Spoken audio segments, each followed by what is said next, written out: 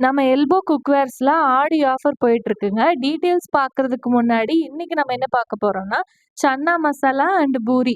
சன்னா மசாலா வந்து 10 inch fry பேன்ல பண்ண போறோம். அண்ட் பூரி வந்து 9 இன்ச் ஆப்பம் தவால தான் பண்ண போறோம். அதுக்கு ஃபர்ஸ்ட்டு வந்து நான் 2 ஸ்பூன் எண்ணெய் விட்டுக்கிறேன்.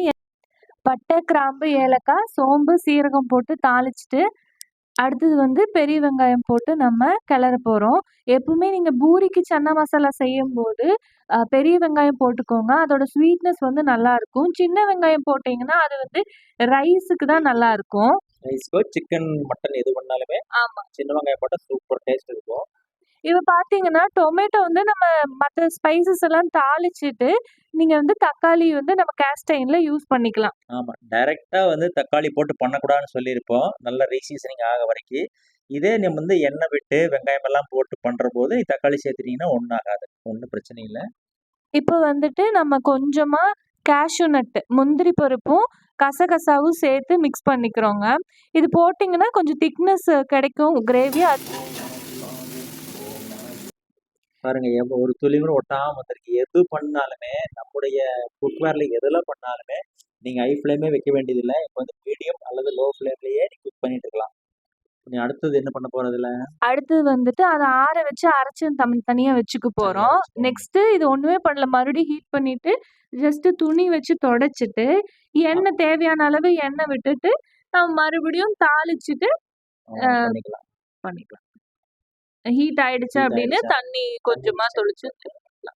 நான் வந்து நல்லெண்ணெய் யூஸ் பண்ணியிருக்கேன். ஒரு 2, 3 ஸ்பூன் இருக்கும். அப்புறம் வந்து கொஞ்சமா சீரகம், இஞ்சி பூண்டு போட்டிருக்கேன். அந்த ஃபுட்டேஜ் வந்து மிஸ் ஆயிடுச்சுங்க. அதுக்கப்புறம் அ மசாலாலாம், அதாவது உப்பு, மஞ்சத்தூளு, மிளகாத்தூளு, கலருக்கு காஷ்மீரி ஆமா காஷ்மீர் சில்லி போட்டு எல்லாம் போட்டுக்கலாம். அடுத்தது வந்து நான் தனியா தூளும் போட்டிருக்கேன். வேணும்னா நீங்க கறி மசாலா போட்டுக்கலாம். பட் நான் அத ஆட் பண்ணல. நார்மலா வீட்ல என்ன இருக்கோ அத வச்சு யூஸ் பண்ணியிருக்கேன். மீடியம் ஃப்ளேம்ல பண்ணாவே எவ்வளவு கொதியெல்லாம் வந்துச்சு பாத்தீங்களா? நம்முடைய குக்கருடைய ஸ்பெஷாலிட்டி அதுதான். கிரேட் கேஸ்ல பண்ணிக்கிறதுனால நீங்க வந்து மீடியம் ஃப்ளேம்லயே குக் பண்ணலாம். கேஸ் வந்து நிச்சயமா சேவ் பண்ண முடியும். ஏன்னா எந்த ஒரு ப்ராடக்ட் வாங்கினாலுமே அது மெயின்டைன் பண்ற போது, சர்வீஸ் பண்ற போது நமக்கு என்ன பெனிஃபிட் வருதுங்கிறது மெயின். நம்ம குக்வேர்ல வந்து நல்லாவே பெனிஃபிட் வரும். இப்ப வந்து கூட்டு ஊத்தியாச்சு. இப்ப இந்த கூட்டு அரைக்கும் போதுப்பா, கொஞ்சமா நம்ம கடலை வேக வச்சு வச்சிருப்போம் இல்லைங்களா? அதுவும் சேர்த்தே அரைச்சோம்னா இன்னும் டேஸ்ட்டா இருக்கும். இப்ப வந்து அ ம கடலையும் போட்டாச்சு. வெள்ள சுண்ட கடல தான் நான் யூஸ் பண்ணியிருக்கேன் வீடியோல. அதாவது வெள்ளை சுண்டக்கடலை வந்து ஹைபிரிட் கடலைங்க. இதை விட வந்து ரேட்டும் கம்மி, உடம்புக்கும் நல்லது எதுங்கிறீங்க? நம்முடைய நாட்டு சுண்டக்கடலை தான். அதை வந்து ப்ரிஃபர் பண்ணுங்க. அது ரொம்ப ரொம்ப நல்லா இருக்கும். ரேட்டே வந்து ஆஃப் ரேட்டுங்க. நீங்க வெள்ளைக்கடலை வந்து 100 ரூபானது 50 ரூபா தாங்க. ஸோ நீங்க வந்து வெள்ளை கடைக்கு வர நம்ம நாட்டு கடலை யூஸ் பண்ணலாம். இப்ப சால்ட் எல்லாம் செக் பண்ணிட்டு, இப்ப சிம்ல தான் வச்சிருக்கோம். எவ்வளவு கொதிக்குது பாருங்க. பாருங்க. இந்த அளவுக்கு கொதிச்சா போதும். இது கடல வெந்தாச்சான்னு எப்படி பாக்குறது? எடுத்து நசுக்கி பார்த்தா போதுமா? கடல வந்து நல்லாவே வேக வச்சு வச்சிரலாம்ப்பா. இப்ப என்ன உள்ள மிக்ஸ் இப்ப பண்ற? வந்து பால் ஊத்திருக்கேன். பால் எதுக்காகன்னா கொஞ்சம் ஸ்வீட்னஸ் கிடைக்கும். பால் கூட சர்க்கரையும் போட்டிருக்கேன். அது பேலன்ஸ் பண்ணும். காரம் அது எல்லாமே. பாக்குறதுக்கே நல்லா தான் இருக்கு. நல்லா கொதிக்குது. எவ்வளவு நேரம் கொதிக்கணும்? எப்ப இறக்கணும்? அந்த திக்கா வர வரைக்கும் கொதிச்சா போதும். இப்போ நான் காமிக்கிறேன்ல, அந்த அளவுக்கு திக்கா வரணும். ரொம்ப திக்கா விட்டோம்னா ஆறுனதுக்கு அப்புறம் இன்னும் இறுகிரும். ஏன்னா நம்ம வந்து பூரிக்கு பண்றதுனால கொஞ்சம் திக்காகணும். சாப்பாட்டுக்கு இருந்தா கொஞ்சம் தனிமா இருந்தாலும் ஓகே தான். அடுத்தது வந்து நம்ம ஆப்பக்கல்லுல பூரி. நம்மளுடைய 9 இன்ச் ஆப்பக்கல்லுல வந்து பூரி.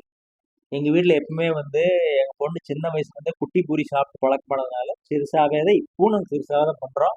இது நல்லதும் கூட. நீங்க வந்து டிஃபன்ல எல்லாம் போட்டு போறதுக்கு நீங்க மடிச்செல்லாம் போட வேண்டியதில்லை. அப்படியே நீ டிஃபனுக்குள்ள வச்சுக்கலாம். இப்ப வந்து ஒரு 2, 3வது பூரி. அதனால கொஞ்சம் ஃப்ளாட்டா இருக்கிற மாரி இருக்கு. நல்ல ஹீட் ஆனதுக்கு அப்புறமா உங்களுக்கு புஃப்ன்னு வரும். இதுல சோடாப்பெல்லாம் போடல. இல்ல. அதெல்லாம் எதுவுமே போடல. நார்மல் சப்பாத்தி மாவு விட இது என்ன எண்ணெய் வந்து கடலெண்ணெய் தானே? மரச்செக்கு கல்லெண்ணெய். கல்லெண்ணெய். ஆமா. மரச்செக்கு கல்லெண்ணெய் வந்து எப்பவுமே நீங்க ஃபர்ஸ்ட் நீங்க வந்து பூரி போடுறதுக்கு முன்னாடி ஓரளவுக்கு ஹீட் பண்ணி ஒரு சின்ன பூரி ஒண்ணு போடுங்க. ஏன்னா ஒன்ஸ் நல்லா கொதிச்சிடுச்சுனாக்கா அடுத்தது வந்து நீ பூரி போடுற போது பொங்காம வரும்.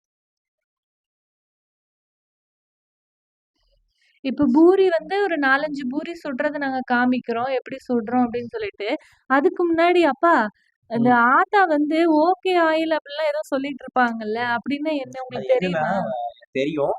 மரச்செக்கு எண்ணெயில வந்து ஆட்டுன எண்ணெய் வந்து நீங்க ஃபர்ஸ்ட்டு வடை சுட்டாவோ, பூரி சுட்டாவோ, ஃபர்ஸ்ட்டு போட்டோனே வந்து சில சமயத்துல வந்து பொங்கி வந்துரும். அது பொங்கி வராம இருக்கு என்ன பண்ணுவாங்கன்னா, இதே கடலெண்ணெய், இதே எண்ணெயில வந்து ஒன்ஸ் ஹீட் பண்ணுவாங்க. ஹீட் பண்ணி, அத வந்து கூல் பண்ணி, டின் பண்ணி குடுத்துருவாங்க. அது எதுக்குன்னா பொங்காம இருக்கு. அதுக்கு பேர் வந்து நான்லாம் சின்ன வயசுல இருக்கிறபோது ஓக் ஆயில்னு சொல்லுவாங்க. அதான் முறுக்கு சுடுறதுக்கு, வடை சுடுறதுக்கெல்லாம் வந்து கம்பல்சரி ஓக் ஆயில் தான் வாங்கிட்டு வருவாங்க. ஓகே ஆயில்னா அது வந்து ஓகே இனி சுடலாம் அப்படிங்கிற மீனிங்ல பண்ணியிருப்பாங்களோ எனக்கு தெரியல. நான் ஸ்கூல்ல படிக்கிற காலத்துல வந்து அம்மா பூரி சுடுற மாரி இருந்தா, இல்ல வடை சுடுற மாரி இருந்தா, முறுக்கெல்லாம் சுடுறதுக்கு வந்து ஓகே ஆயில் தான் வாங்கிட்டு வர சொல்லுவாங்க. அது ஒண்ணும் இல்லைங்க. கடலெண்ணெய் தான். கடலெண்ணெயே வந்து ஒன்ஸ் ஹீட் பண்ணி கூல் பண்ணியிருப்பாங்க. இப்ப பாருங்க ஒரு 4, 5 பூரிக்கு மேல ஆயிடுச்சு. நல்லா புஃப்பு புஃப்புன்னு வர ஆரம்பிச்சுது. இப்ப எனக்கு வந்து மினி பூரி. குட்டி பூரி அதுலயும் மினி பூரி. பார்த்தீங்களா? சோடாப்பே போடாம நல்லா ஃப்ளஃபியா வரணும் அப்படின்னா, மாவு செய்யற பதம் இருக்கு. நீங்க மாவு வந்து நல்ல பக்குவத்துல பண்ணணும். அதுக்கு வந்து இதுல சொல்ல முடியாது. தனி வீடியோவ நம்ம பார்த்துக்கலாம். இப்ப ஓவர் அடுத்தது ஹீட் ஆயிடுச்சுன்னா, நீங்க ஆட்டோமேட்டிக் கொஞ்சம் கம்மி பண்ணிக்கங்க. கொஞ்சம் வந்து பார்த்தீங்களா? எப்படி வருது பாருங்க. சூப்பரா வரும். இன்னொன்னு நம்மளோட பெஸ்ட் செல்லிங் ப்ராடக்ட் வந்து இந்த ஆப்பம் தவா தான். இதுவரைக்கும் 4, 5 டைம் ரீஸ்டாக் பண்ணியாச்சு. ஆப்பக்கல் வந்து நீங்க ஆப்பம் சுடுறதுக்கு மட்டும் இல்லைங்க. வடையும் சுடலாம், பூரியும் சுடலாம், பொரியல் பண்ணலாம், கீரை வணக்கலாம். அப்புறம் வந்து அது பன் என்னது பன் பன் பன் தோசை தோசை. சுடலாம், ஆம்லெட் ஊத்தலாம், ஆம்லெட் ஊத்தாப்பம் அதாவது ஆம்லெட் ஆப்பம் ஊத்தலாம். என்ன வேணா பண்ணலாங்க. இதெல்லாம் பண்ணுனா ஆப்பம் வருமா வராதான்னு கவலைப்படாதீங்க. என்ன பண்ணுனாலும் அடுத்த செகண்ட் நீங்க ஊத்துங்க ஜம்முன்னு வரும். இப்ப செஞ்சு முடிச்சாச்சு. 2 பாருங்க சேர்த்து இப்ப வந்து கொஞ்சம் திக் ஆயிடுச்சா? அதனால ஊத்துனோம்னா சுட்டாயிரும். அதான் பாருங்க. அதான். அது வந்து ரொம்ப திக் ஆயிடுச்சு அப்படின்னா, கொஞ்சமா சுடு தண்ணி ஊத்துனா சரியாயிரும். இப்ப நம்முடைய வந்து அ எல்லாம் செஞ்சு சாப்பிட்டாச்சு. ஒரு 12 மணிக்கு தான் இத வாஷ் பண்றதுக்கே வந்தேன். எல்லா ஒர்க்கும் முடிச்சுட்டு. நல்லா ஆறிருச்சு. இப்ப வாஷ் பண்ணலாமா? கிரீன் பிரஷ்ஷும் நான் சாதாரண லிக்விட் தான். பதஞ்சலி லிக்விட் தான் யூஸ் பண்ணியிருக்கேன். Dish washing liquid. அதுவே யூஸ் பண்ணி நல்லா கிளீன் பண்ணி மறுபடியும் ஹீட் பண்ணி ஆயில் போட்டு வச்சுட்டோம்னா போதும். லிக்யூடோ அல்லது சோப்போ ஏதோ ஒண்ணு போடுங்க. கம்பி பிரஷ் யூஸ் பண்ணாதீங்க. ஏன்னா நம்மளுக்கு வந்து ஆல்ரெடி வந்து சூப்பர் ஸ்மூத் ஃபினிஷ் இருக்கிறதுனால வந்து எதுவுமே அவ்வளோ சீக்கிரம் ஒட்டாது. என்ன குக் பண்ணாலுமே ஒட்டாது. அதுக்காக ரொம்ப ஹீட் பண்ணி கருவிட்டுட்டு போயிட்டீங்கன்னா ஒட்டத்தான் செய்யும். அது எது இருந்தாலும் சில்வரா இருந்தாலும் ஒட்டி, எது இருந்தாலும் அப்போ ஒட்டும். ஒரு குயிக் டிப். ஒருவேளை அந்த மாரி ஒட்டிருச்சு அப்படின்னா, கொஞ்சமா அடுப்புல வச்சு ஹீட் பண்ணிட்டு, தண்ணி ஊத்தி நல்லா சலசலன்னு ஹீட் பண்ணிட்டு, அப்ப தொடச்சீங்கன்னா அப்ப போயிடும். தொடச்சோம்னா வந்துரும். போயிடும் அவ்வளோதான். ஈஸியா. மறுபடியும் எடுத்து ஆற வச்சுட்டு உடனே கழுவிக்கலாம். இப்போ வந்து 2 டைம் சும்மா சோப் போட்டு கழுவுங்க. கழுவி எல்லா பக்கம் கழுவிட்டு அடுப்புல வச்சு ஹீட் பண்றோம். அதுதான். இதுதான் வந்து மெயின்டனன்ஸ் பண்ற விஷயத்துல முக்கியமான விஷயம் இதுதான். இது வந்து கடாயி, இந்த மாரி குழம்பு அந்த மாரி வைக்கிறதுனால எது பண்றோம். பட் தவா, தோசை தவா எல்லாமே, சப்பாத்தி தவா எல்லாமே சுட்டு முடிச்சுட்டு, தண்ணி தொளிச்சு, கிளீன் பண்ணிட்டு, ஒரு எண்ணெய் போட்டு ஒரு வச்சு கொஞ்சமா ஒரு layer thin layer of oil போட்டு வச்சுக்கிட்டோம்னா, அதுதான் ஃப்ரை மெயின்டனன்ஸ். பேன் கழுவுற மாதிரி அடிக்கடி கழுவணும்னு அவசியம் இல்லைங்க. தோசை கல்லு, பணியார கல்லு இதெல்லாம் வந்து அதிகமா கழுவணும்னு அவசியம் இல்ல. மந்த்லி ஒன்ஸ் வந்து எல்லா பக்கம் கழுவி ஆயில் போட்டு வைங்க. அவ்வளவுதான். இப்ப இது அடுத்தது அடுப்புல தான் வைக்க ஹீட் போறோம். பண்ணியாச்சு. வாஷ் பண்ணியாச்சு. சாரி வாஷ் பண்ணியாச்சு. ஹீட் பண்ண போறோம். இப்ப ஹீட் பண்ணி ஹீட் பண்ணி, கை வச்சு பார்த்தோம்னா அனல் அடிக்கணும். ஆமா.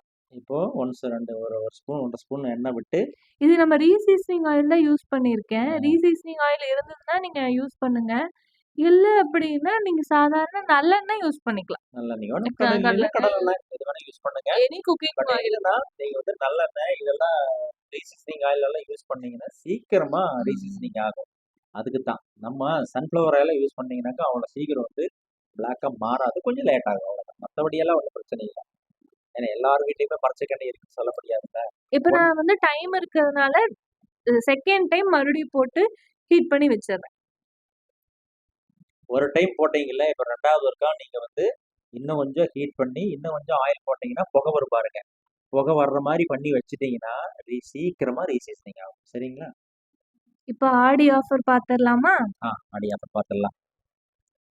இப்போ வந்து ஆடி ஆஃபர் டீட்டெயில் பார்த்துடலாம். நம்ம எல்போ குக்வேர்ல வந்து மொத்தம் 18 ஐட்டத்துக்கு மேல வச்சிருக்கோம். எல்லாமே பார்த்து பார்த்து மக்களாகிய உங்களுக்காகவே பண்ணியிருக்கோம். எது ஒரு ப்ராடக்ட் வாங்கினாலும் வந்து எந்த குறை இல்லாமல் பண்ணி வச்சுருக்கோம். இதில் தோசைக்கல் வெரைட்டியில் 4 வெரைட்டி இருக்குது. அடுத்தது வந்து ஆப்பக்கல் இருக்குது. ஃப்ரை பேனில் 3 வெரைட்டி இருக்குது. கடாயில் வந்து 2 வெரைட்டி இருக்குது. ஆப்பக்கல்லும் சேர்த்துனா கடாயில் வந்து 3 வெரைட்டி இருக்குது.